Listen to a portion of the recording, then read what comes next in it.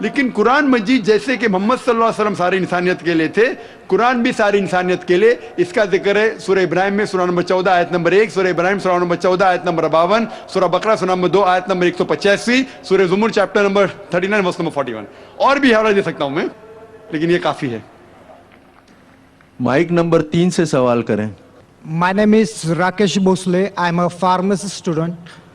My question is, can you please explain the creation of universe and life on the basis of Islam?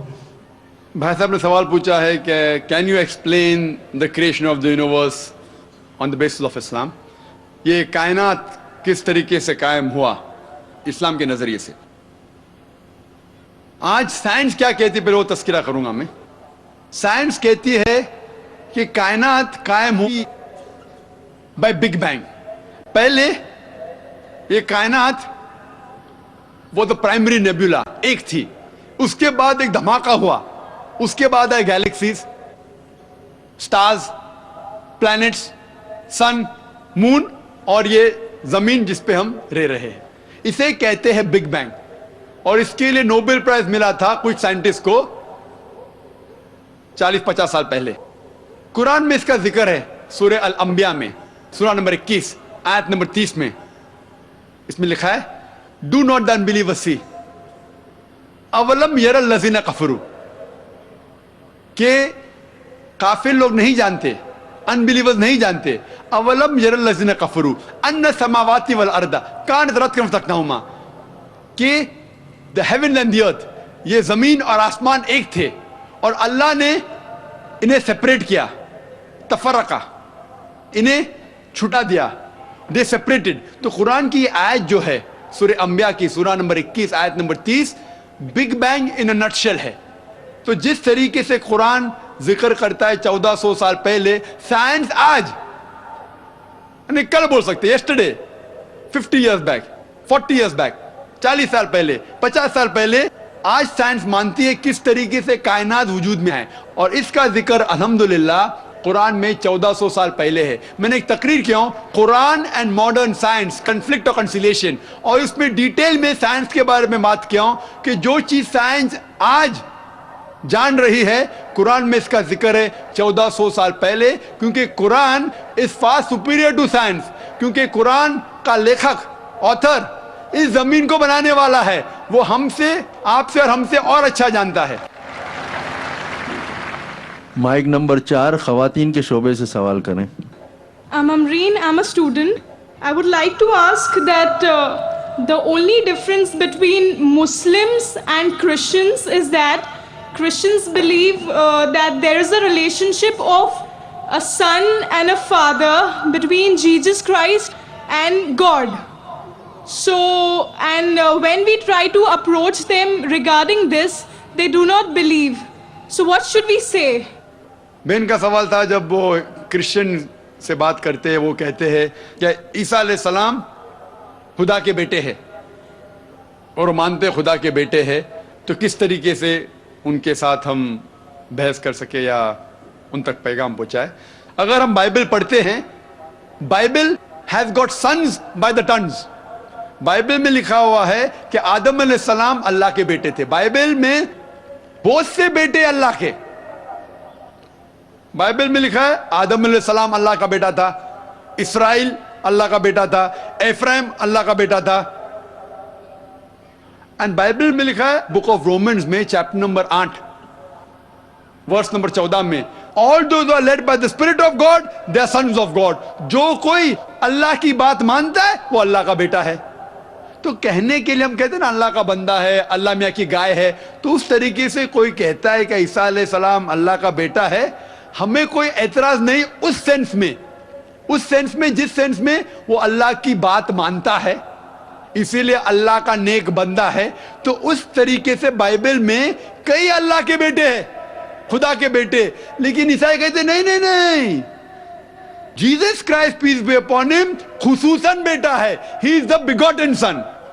اور وہ quote کرتے ہیں gospel of John chapter number 3 verse number 16, gospel of John chapter number 3 verse number 16 میں, for God so loved the world that he gave his only begotten son, whosoever believeth in him shall not die but have everlasting life. Bible में और भी begotten सन है, लेकिन जब मैं पूछता हूं ईसाई से बिगॉटन की मानी क्या है, वो ईसाई जवाब नहीं देता है. क्यों? जो अंग्रेजी जानता है वो चुप हो जाएगा. बिगॉटन मतलब सायर्ड बाय गॉड. बिगॉटन मतलब ये बिगॉटन जो चीज है, जन्ना. जन्ना किसे कहते हैं? वो जन्ना जानवरों की चीज है. Sex, it belongs to the functions of sex of the lower animals. ये खुदा के लिए कभी इस्तेमाल कर ही नहीं सकता कोई भी.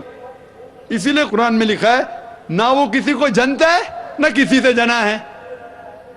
और ये लफ्ज जो बिगॉटन है, gospel of John chapter 3 verse number 16 में, according to the revised standard version of the Bible, revised by 32 eminent Christian scholars, backed by 50 different corporate denominations.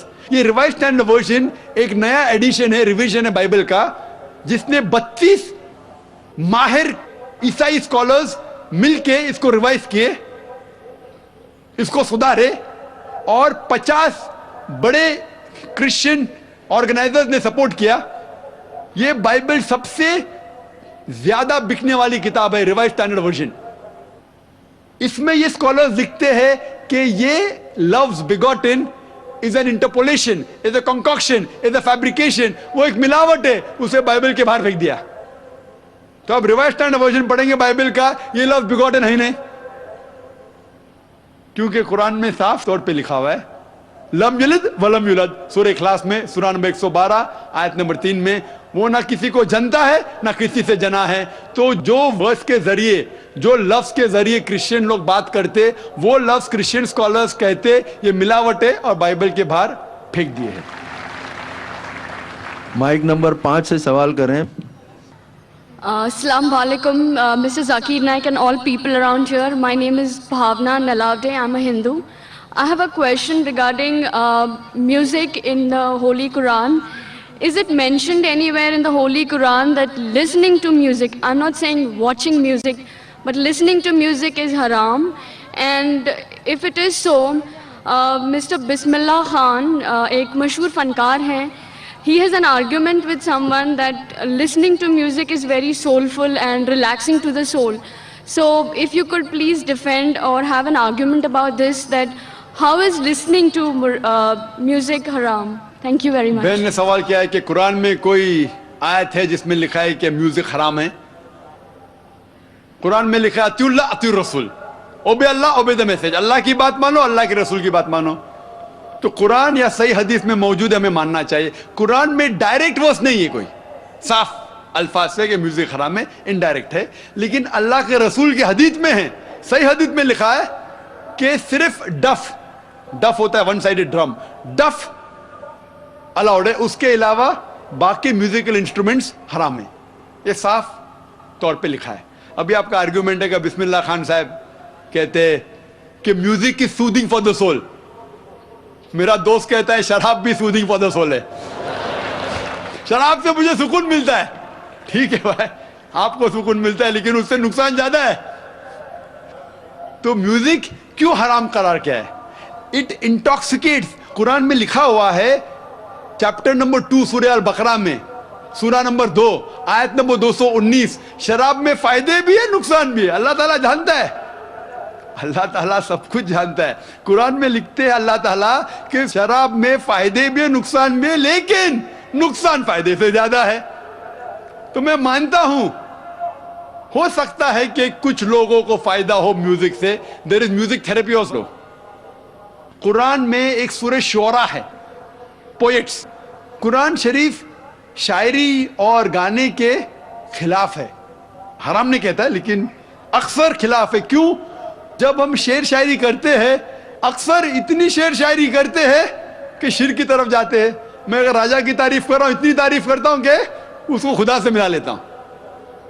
कुछ लोग नात पढ़ते मोहम्मद सल्लल्लाहु अलैहि वसल्लम के बारे में, नात पढ़ना अच्छी बात है, बहक जाते उसको अल्लाह से मिला देते हैं, वो भी हराम है.